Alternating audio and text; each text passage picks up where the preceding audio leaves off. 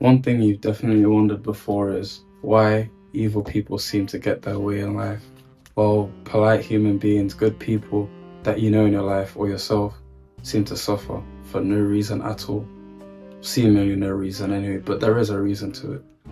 And I'm going to tell you the reason why and how you can start to experience things going your way despite you being slightly impolite or you being a good person. It doesn't matter what morals you're holding, things will still go your way once you understand these principles that I'm going to get into in this video.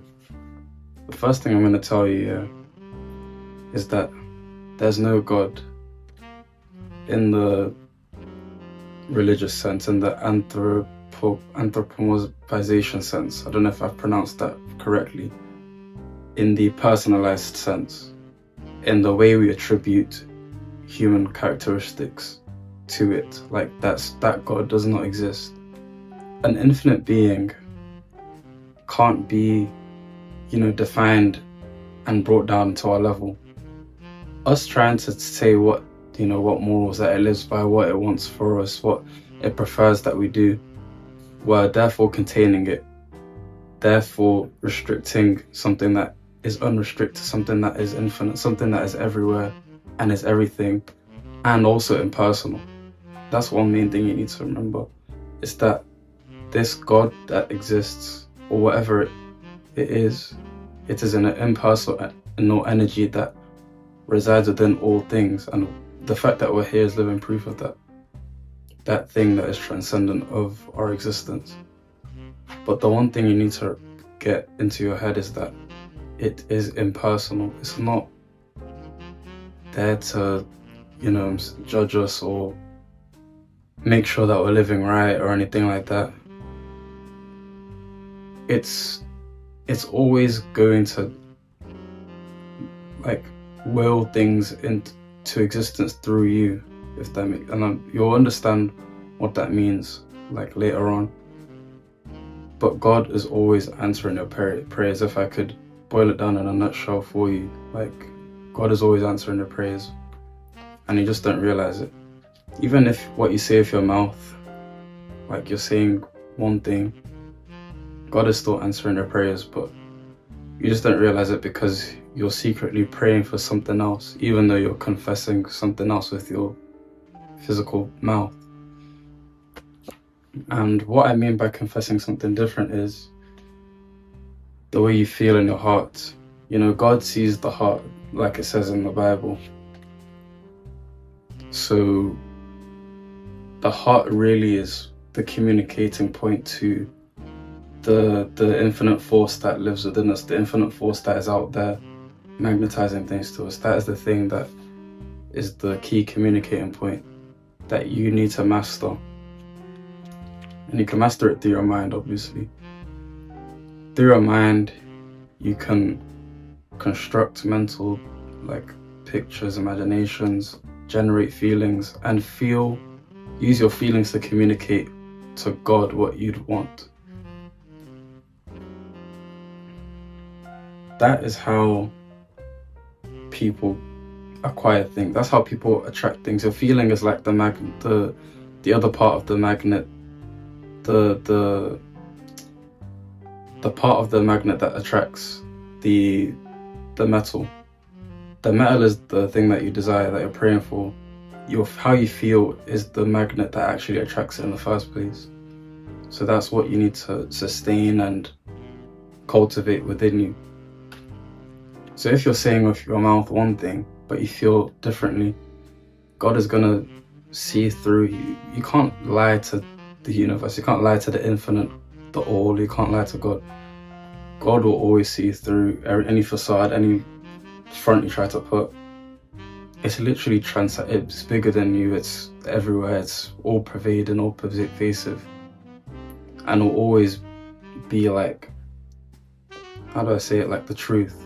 It always brings out the truth in all things, kind of thing. So whatever you truly feel, that's what it's going to bring to you. And the reason this links with morally bankrupt people and morally like correct people. The reason this relates is because these two people feel different things about themselves. One of them might not even pray at all, but they both feel different things about themselves. The good, upstanding person tends to suffer, usually. Most of the time feels guilty, shame, unworthiness, undeserving, and God is going to answer those prayers. God is always going to listen to you. God isn't not listening to you. He's always listening. All these things, God aside, play into what you do next. If you truly feel you're worthy, if you believe in yourself, if you're confident in yourself. That's one thing that most evil people have, that you see that things are going their way. That's the one thing that they have that you might not have, or the good people you see in your life might not have. It's that confidence, that conviction in themselves, that boldness. You know what I'm saying? That boldness is the key to obtaining anything that you believe that you envision in your mind. You know what I'm saying? And in my experience, I've always been like, I was raised Christian, right? I was born into a Christian family. I went to church every Sunday, them things there, innit? And in my experience, I've always been like a good person, you know what I'm saying? I even actually took it very seriously at one point. I took it very seriously. You know, I went all in on Christianity and Jesus Christ and that. Obviously, like, I'm not Christian now, but, you know, during that period of time, I would attribute most of my credit to myself for being confident in myself and confident that I could get what I want, confident that God wasn't a stingy God. You know, that's one thing it says in the Quran, that Allah says, I am as my servant sees me. So however you view God, if you view God as someone that's stingy, that you have to beg for things, you know, someone that gatekeeps you, someone that is a harsh God or angry God. See, all these personalizations that we have placed on God, it literally is like a feedback loop. Not everyone experiences the same God that you worship, even though some like institutions, they claim that, oh yeah, we're all worshiping the same God. You're not, because everyone's perception shapes their world differently. Therefore, their experiences are different. So, view God as how whatever like would serve you best. Believe in yourself. Think things about yourself that would serve you best. Jesus Christ. When I actually left Christianity, I started to embrace my more aggressive side of myself. I wasn't violent, like, I meant more so confrontational side of like my personality, my maybe a bit more abrasive and not really polite to people that I didn't consider my friends. You know, I was a bit, you know, of a prick. But to those like that weren't in my circle and stuff like that. And, you know, people were wishing bad on me and stuff like that. I guess I made a lot of people like angry, or like I did have a fight if it, like, you know what I'm saying, a couple arguments and stuff, but I still always came out on top. And not only that, but I was still attracting good things into my life. Like, I was still, like, literally I met my partner during that phase of where I was integrating my evil dark side or whatever. Like, it doesn't matter, like, it literally doesn't matter. Like, what I discovered was that all I needed to do was just hold the conviction, hold the state with that conviction, hold the feeling of the conviction that this is me, this is who I am, and move like that person. How you treat people. This isn't to tell you to not be a polite human being, honestly. Like, I think having morals, like, is a good thing. You know, being not being antisocial is a good thing and stuff like that. And it's good for society. It's good to get along with humans. It's good for society as a whole. But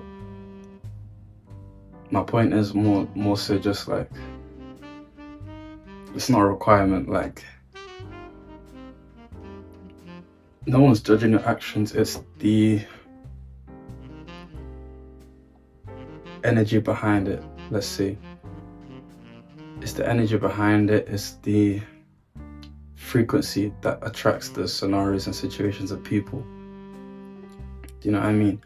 And even when you are in the midst of chaos, in the midst of conflict, as long as you can hold that inner peace, that's all you need. That's literally all you need. You don't. And that's the thing with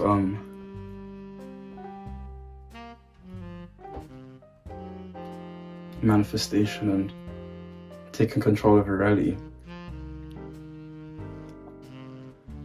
It's not about actually physically doing things. It's about you having control over yourself. That is the main goal. You having control over your thoughts and feelings. Being able to direct to yourself. That's all you need. Like, nothing. You don't need anything outside of yourself. So start to look at the universe, God, if you will, in a favorable light that will literally serve you. Because any belief that doesn't serve you is there to control and ruin you, ruin your life, bro. Like, and that's what most people don't get. Even if you think of God like a walking contradiction, that he's all good, but you know, he can be harsh. That's, bro, you're cancelling the thing out, man. Like, this isn't seemingly evil people's. Sorry. God. That's how evil people seemingly, like, get their way in life, while the genuinely pure-hearted people, like, they suffer. Do you know what I mean? They hold hatred for themselves and they expect to be met with love. But you get what you give, you know what I'm saying? You are what you eat. You are what you think about. You are how you feel.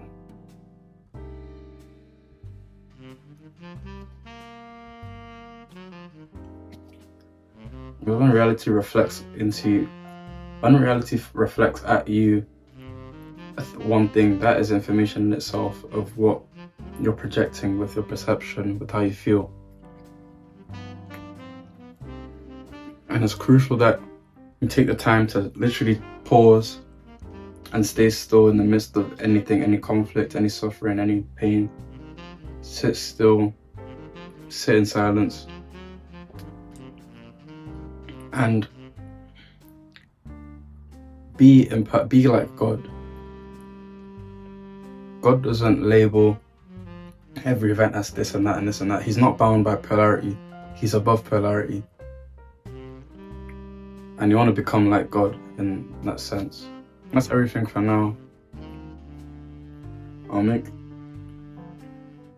another video, maybe going on, like, exploring more of some of the things I've touched on in this video. But a quicker way to this information would be on my Substack, or just subscribe and wait for the next video. I appreciate you watching this far. Like and subscribe, and I'll see you in the next video.